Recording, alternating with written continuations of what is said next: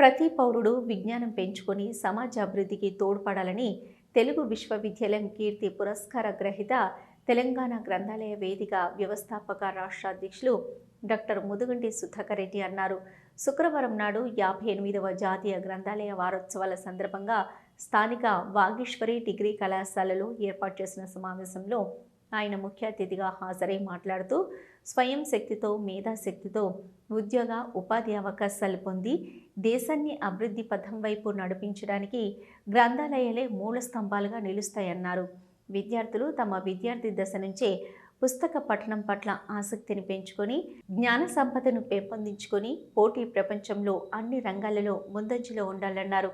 నేటి యువత విద్యార్థులు దూరవాణి చరవాణిల వాడకం తగ్గించి పుస్తక పఠనాన్ని పెంపొందించుకోవాలని వేదిక ఉపాధ్యక్షులు గొలిపాక సత్యనారాయణ గారు వివరించారు. ఈ సమావేశం ముగింపులో కార్యదర్శి డాక్టర్ కోదాటి అరుణ వందన సమర్పణ చేశారు. ఈ కార్యక్రమంలో నల్లవెల్లి నాగరాజు, వాగేశ్వరి డిగ్రీ కళాశాల ఇన్ఛార్జు మరియు విద్యార్థినులు పాల్గొన్నారు.